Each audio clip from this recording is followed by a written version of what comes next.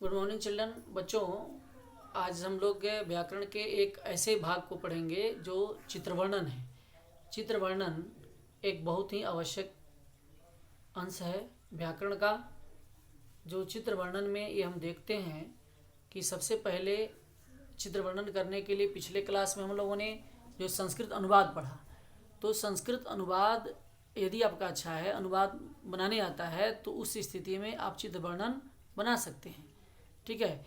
तो चित्रवर्णन बनाने के लिए 5 वाक्य आपको लिखने हैं। उसमें अनुवाद के कर्ता, क्रिया, कर्म, इन पदों को ध्यान देना है। और ये ध्यान देना है कि हम छोटे छोटे सरल सरल वाक्य को बनाएं। छोटे वाक्य को लिखें, सरल वाक्य को लिखें। छोटे वाक्य को लिखेंगे तो कर्ता पद और क्रियापद गलती नहीं होगी, है ना। तो उसमें आपका बढ़िया से 5 वाक्य आप लिख सकते हैं। सबसे पहला पद जैसे हम लिखते हैं कि जैसे कोई चित्र वर्णन कोई देता है, कोई फिगर देता है, तो उस चित्र वर्णन को हम ये देखेंगे कि पहले उस चित्र में क्या दिया गया है, चित्र में किस चीज़ का वर्णन है। उसमें मंजूषा के शब्द दिए जाएंगे, तो मंजूषा के जो भी 8-10 शब्द दिए जाएंगे, तो उन शब्दों को देख करके हम ये विचार करेंगे कि ये किन शब्दों को जोड़ जोड़ करके हम वह एक वाक्य बना सकते हैं। तो मान लीजिए कि एक वाक्य बनाना होगा किसी चित्र वर्णन का, तो मंजूषा के शब्द को देखेंगे, सरल सरल शब्दों को लेंगे और उसके बाद क्या करेंगे कि कुछ अपने भी मन के शब्दों को, अपने भी शब्द को मिला करके पंक्तियाँ बना सकते हैं। जैसे कोई चित्र दे दिया, मान लीजिए कि उद्यान का, तो सबसे पहले लिखेंगे कि यह उद्यान का चित्र है, तो इदम चित्रम उद्यानस्य अस्ति। चित्र शब्द नपुंसकलिंग है, तो किस जहाँ भी चित्र का शब्द का प्रयोग करेंगे तो नपुंसकलिंग का प्रयोग करेंगे।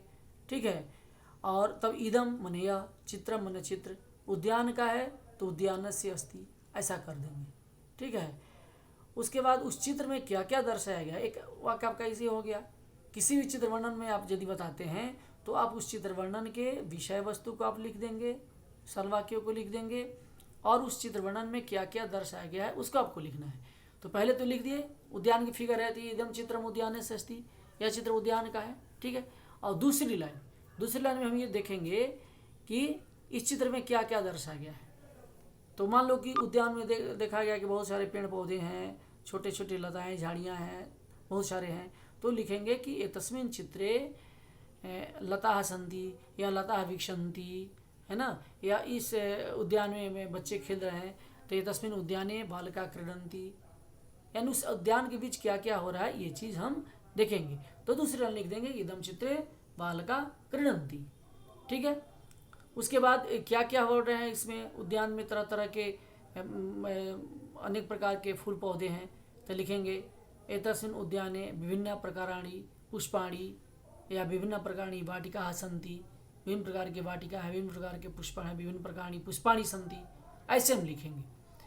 तीसरी लाइन में ये चीज़ और लिखेंगे कि यदि दिया रहेगा उसमें कि जना भ्रमंती, तो लिखेंगे उद्याने प्रातःकाले जना भ्रमंती, प्रातःकाले जना भ्रमंती, प्रातःकाल लोग घूमते हैं, ये बात एक हो गई, लिख दिए। उसके बाद ये देखेंगे कि फिर इस उद्यान के माध्यम से हमें क्या लाभ है।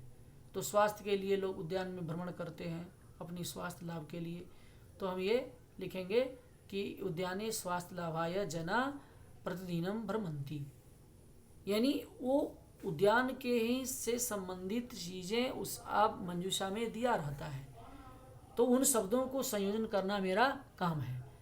और सबसे पहले बच्चों ये ध्यान देना है कि चित्रवर्णन के मंजूषा में दिए गए शब्दों को आप उसको ध्यान से पढ़ेंगे। ध्यान से पढ़ने के बाद किन शब्दों के साथ किसका तालमेल होगा ये देखेंगे, और तब ये देखने के बाद हम आराम से बना सकते हैं। कुछ बच्चे अंत में लिख देते हैं एकदम चित्रम शोभनम अस्ति, या ऐसी बात नहीं है, ऐसा हर चित्र में नहीं लिखा जा सकता है। आप चित्र से संबंधित रिलेटेड बातों को ही लिखेंगे तो ये सारी चीज़ बन जाएगा। क्योंकि ये चित्रवर्णन आप यदि कर देते हैं तो आपका कम से कम 5 लाइन लिखिए, 5 नंबर आपका निश्चित रूप से हो गया। और उसमें ये ध्यान देना बिल्कुल सरल सरल वाक्यों को बनाएं, और ये ध्यान दें कर्ता एक वचन का है तो क्रिया एक वचन की होगी, कर्ता प्रथम पुरुष की है तो क्रिया भी प्रथम पुरुष की होगी, कर्ता उत्तम पुरुष की है तो क्रिया भी उत्तम पुरुष की होगी। ये सारी बातें ध्यान देना है। इस प्रकार से आप चित्रवर्णन को देख देख करके अपने से बनाएं, सरल सरल वाक्यों को लिखें, फिर दूसरा चित्रवर्णन को बनाएं।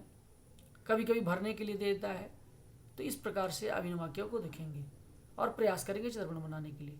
धन्यवाद बच्चों।